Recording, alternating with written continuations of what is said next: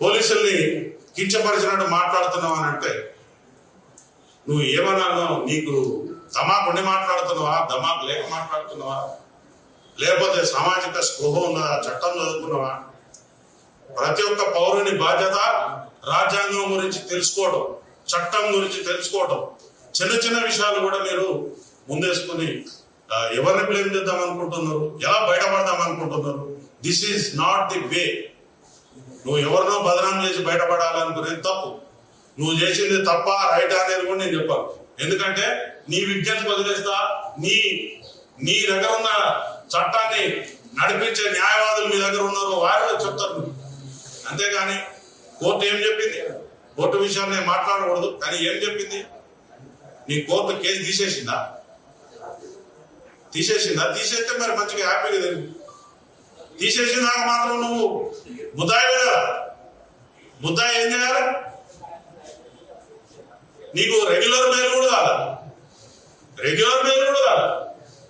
Interim bail.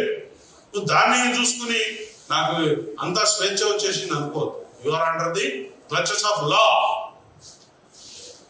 చట్టాన్ని నువ్వు ఖచ్చితంగా పాటించవలసినదే.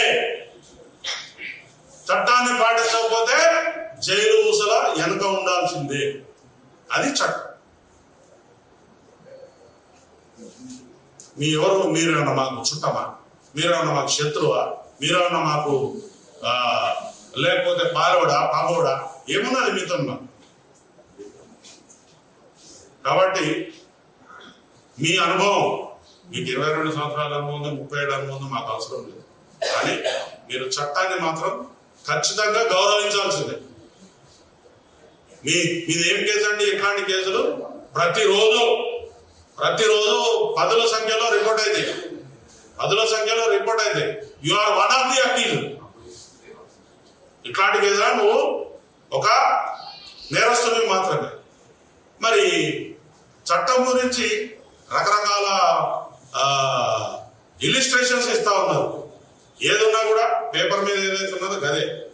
పేపర్ మీద లేని దాని గురించి మనం పట్టించుకోవాల్సిన అవసరం లేదు. నిన్న నువ్వు పదే పదే నాకు ఆ కుటుంబం మీద బాధ్యత ఉన్నది, ఇది ఉంది, అది ఉంది, పైసలు పెట్టి ఎంతమందిని కొంటావు? నువ్వు ఉన్నదే లీజు జాగలో ఉన్నావు. జూబ్లీ హిల్స్ లో భూమి రానంటే ఎంత అయితే? రూపాయి 2 10,000 వస్తుందా? ఎవరో రాజకీయ నాయకుడు ఇక్కడ మీ ఇండస్ట్రీ డెవలప్ కావాలని చెప్పి మీకోసం ఒక సౌలత్ కనిపించదు. వాపును చూసి బలమై పోయిపోదు. మీకు అంత వాపే, అది ఎప్పుడు పోతుందో ఆ గాడకు పోతుంది. పబ్లిక్ తీసి పడేస్తారు. ఆల్రెడీ సగం తీసేసింది, మిగిలింది కూడా పోతాం. దయచేసి మా కుటుంబాల నుంచి ప్రతినిధిగా నేను మాట్లాడుతున్నా. పోలీసు వారిని కించపరిచేలాగా కానీ, అవమానించేలాగా కానీ, లేకపోతే బెదిరించేలాగా కానీ ఎవరైనా ప్రవర్తన చేస్తే మాత్రం అది మీ పొంద మీరే తవ్వుకున్నట్టు అవుతుంది. ఈసారి నుంచి ఉపేక్షించేది లేదు.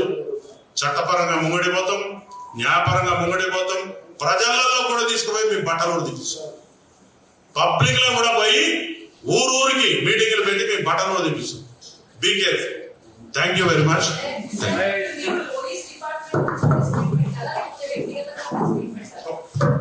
ఒక పోలీస్ ఆఫీసర్ గా మా యొక్క ఆత్మస్థైర్యాన్ని దెబ్బతీస్తూ మా కుటుంబాలను వేధింపులకు గురి చేస్తున్నటువంటి ప్రశ్నలు ఇవి. Yes, not union, this is association. Our family members are suffering a lot by hearing this, watching this TV channels. ప్రతిరోజు చెప్పండి.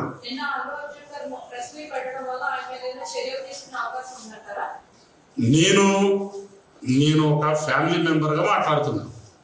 ఇప్పుడు ఆయన ఒక పోలీస్ ఆఫీసర్గా నేను మాట్లాడుతున్నాను. మా ఫ్యామిలీస్ మా యొక్క ఆత్మస్థైర్యాన్ని దెబ్బతీస్తూ మా యొక్క కుటుంబాలను డిఫెన్స్ లో పెడుతున్నాడు ఈయన మాటలు. ఆయన తీసిన సినిమా ఏంటిదండి?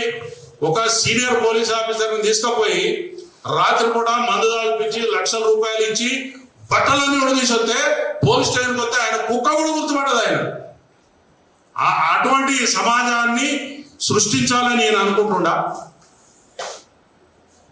లేకపోతే స్మగ్లర్ల చేతిలో పోలీసులలో బట్టలు ఇప్పియాలని నేను చూపిస్తున్నాడా? అది మా క్వశ్చన్. ఆయన చట్టపరంగా పోవడానికి నాకు ఎటువంటి అభ్యంతరం లేదు. As a citizen of India is having every right to approach anyway. మేము ఆ సినిమా వచ్చి కూడా ఇవ్వాలి కాదు, దాదాపు 2 ఏళ్ళైంది, 3 ఏళ్ళైంది, 4 ఏళ్ళైంది. నాకెవరో చెప్తే వినని. కానీ ఒక వ్యక్తిని కానీ, ఒక సంస్థను కానీ, ఒక సమాజాన్ని కానీ హ్యూమిలేట్ చేయటం అనేది చాలా దుశ్చర్య.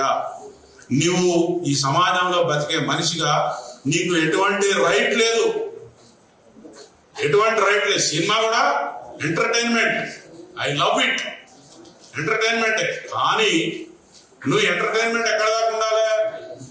నిన్ను పిలుస్తా రాతమ్మి అని ఇట్లా జపమే చేయొద్దా? It is an entertainment.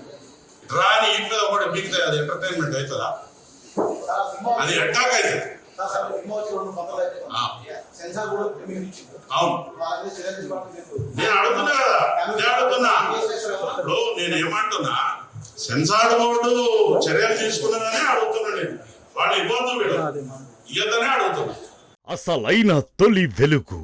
Follow WhatsApp @తొలి వెలుగు official.